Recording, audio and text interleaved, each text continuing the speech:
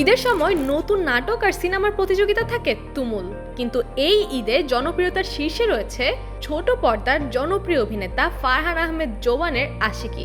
বাংলা নাটকের ইতিহাসে এমন সাড়া খুব কমই দেখা যায়।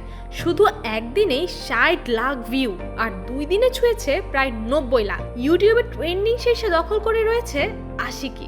নাটকের মাধ্যমে ইতিমধ্যে অসংখ্য মানুষের হৃদয়ে জায়গা করে নিয়েছেন জোবান। এরই মধ্যে একটি ছবিকে ঘিরে হঠাৎ তার বড় পর্দায় অভিষেকের গুঞ্জন ছড়িয়ে পড়েছে। সম্প্রতি সোশ্যাল মিডিয়ায় ভাইরাল হওয়া সেই ছবিতে দেখা যায় ঢালিউড কিং শাকিব খানের সঙ্গে হাসি মুখে দাঁড়িয়ে আছে জোবান। এই ছবি দেখে অনেকের মনে প্রশ্ন জেগেছে, এবার কি তবে বড় পর্দায় পা রাখছেন জোবান?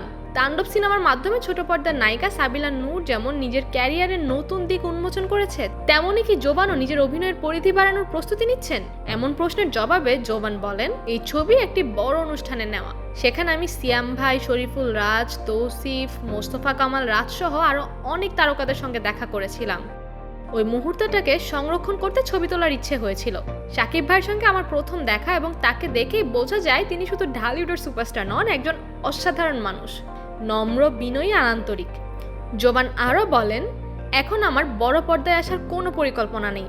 আমি মনে করি সিনেমা অনেক বড় একটা জায়গা, এটা নিয়ে ধীরে ধীরে ভাবা উচিত।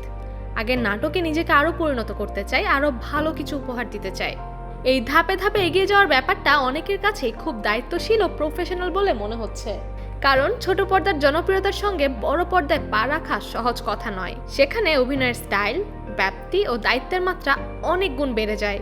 আর শাকিব খান সহ ঢালিউডের বড় তারকাদের সঙ্গে ঘনিষ্ঠতা আর সহযোগিতার সম্ভাবনা তাকে আগামী দিনে নতুন উচ্চতায় নিয়ে যেতে পারে।